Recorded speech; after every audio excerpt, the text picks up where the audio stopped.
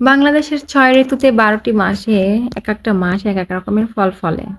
কিন্তু বেশিরভাগ ফল ফলে কিন্তু আমাদের এই জ্যৈষ্ঠ মাসে। বৈশাখ মাস থেকে শুরু করে বৈশাখ, জ্যৈষ্ঠ মাসে কিন্তু সেই রকমের ফল ফলে। আর এটা ছিল মনে হয় যে বাংলাদেশের আপেল একদম মা গো মা! কি বলবো? আপেলের থেকেও প্রচুর পরিমাণে লাল টুকটুকে। ছোট বোনটাকে বলতেছিলাম যে, "তুমি পারো আর আমি টোকাই। তুমি পারো আমি টোকাই।" আসসালামু আলাইকুম প্রাণপ্রিয় বন্ধু ও বান্ধবীগণ। কেমন আছো সবাই? আশা করি সবাই ভালো আছো। বরিশাল থেকে আমি রুমি বলছি। আলহামদুলিল্লাহ আমিও ভালো আছি।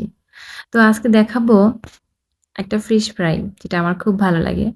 কুড়মুড়ি, কুড়মুড়ি করে ভেজেছিলাম আর এবং কি সেই সাথে ছিল সিজনের ফল। আমাদের অঞ্চলে তো মানে বরিশাল অঞ্চলে এটাকে আরমুজ বলা হয়। আপনাদের কার, কার অঞ্চলে কি বলে অবশ্যই জানাবেন কিন্তু। তো এত খেতেও অনেক রসালো ছিল। একদম এত রসালো মুখটা ভরে একদম টইটুম্বর হয়ে যাইতেছিল। আল্লাহ মুখের মধ্যে আটে না কি একটা অবস্থা। তো তারপরেও খাইতেছিলাম যেহেতু ১ম বার তো প্রত্যেকবারই হয় আর প্রচুর পরিমাণে গাছের নিচে একদম ভরে যায়। গাছের নিচে ভরে যায়, খাওয়ার মতো লোক নেই। বাড়িতে তেমন কেউ আসে না। শুধু আমরাই পাড়ি আর খাই। তো ও আসতেছিল। ও যখন আসলো তখন বললাম যে, "তুমিও কিছুটা পেড়ে নিয়ে যাও বাসায় আম্মুর জন্য।" তো এজন্য ও পারতেছিল। আর আমার বাবার বাড়িতেও সব ধরনের ফলের গাছ আছে। আম, কাঁঠাল, তারপরে কি বলে নারিকেল, পেয়ারা প্রচুর পরিমাণে পেয়ারা হয়। কিন্তু শুধু এই একটা ফলই নেই সেটা হলো আরমুজ গাছ। তো আম্মুকে বলছি এবার বর্ষাকাল আসলে আরমুজ গাছ লাগাতে। এটা কিন্তু লবণ দিয়ে বা বানিয়ে খেতে ভালোই লাগে। অনেক মজা। যারা, যারা খান তারা কিন্তু জানেন। আর জানি না যারা, যারা ১ম বার দেখতেছেন এরকম লাল টুকটুকে তারা কিন্তু অবশ্যই মাশাআল্লাহ বলবেন। অনেক সুন্দর না? একদম আপেলের মতো টুকটুকে কিন্তু ফলটা।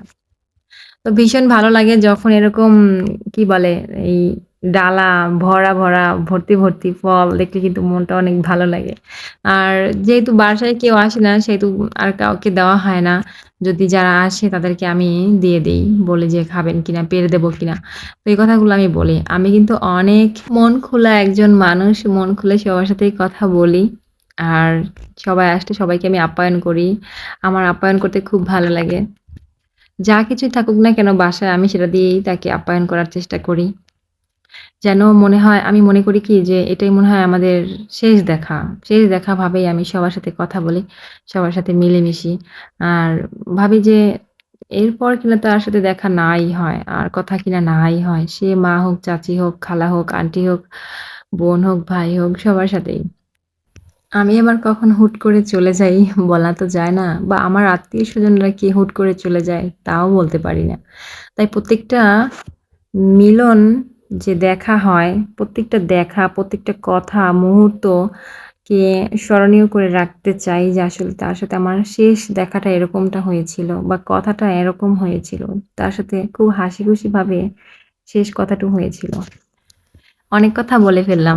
তারপরে বোনটাকে বলতেছিলাম, "দেখ একটু ভালো করে পার। উপরে ভালো করে তাকা। এদিকে তাকা, ওদিকে তাকা।" ও তো মাথা এদিকে ঘুরাইতেছে, ওদিকে ঘুরাইতেছে। কই, কই? কারণ কি আ যেগুলি বড় হয় সেগুলো আছে না ওই যে কাঠবিড়াল, কাঠবিড়ালি কিন্তু প্রচুর আছে আমাদের বাড়িতে। কাঠবিড়ালি না প্রচুর ডিস্টার্ব করে। আর সবগুলো মনে করো যে একটু, একটু করে খেয়ে ফেলে দেয়।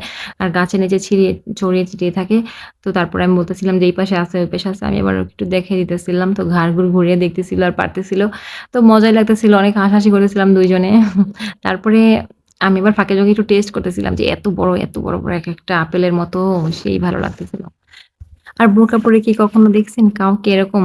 আমি তো ভাবছিলাম যে ওরে গাছেই উঠামো আজকে। যেভাবে হোক। কিন্তু দেখি যে না অনেক চেষ্টা, অনেক কথা, অনেক অজুহাত দেখিয়েছি, অনেক পেঁচে ফেলাইছি। কিন্তু কোনমতে আমি তাকে বোরকা খুলতে পারিনি। কারণ সে বলতেছে যে সে আর থাকবে না। সে চলে যাবে। এজন্য সে বোরকা খুলবে না। সে একদমই নারাজ। সে থাকবে না। কারণ তার স্কুল আছে, তার প্রাইভেট আছে। এই সেই নানান কথা বলে আমাকে। তো আমিও রাখতে চাই। কারণ কি আমি একা থাকি যেহেতু বাসায় আর বাচ্চাদের সাথে সারাদিন থাকি। তো ওরা আসলে না ভাল লাগে একটু ওদের সাথে কথা বলতে। আর ফ্রিলি তো আর কারো সাথে তেমন একটা কথা হয় না। যেহেতু বাইরে কোথাও যাওয়া হয় না। সারাক্ষণ বাসায় থাকি। তো এজন্য কেউ আসলে ভালো লাগে। সবাই ভালো থাকবেন, সুস্থ থাকবেন।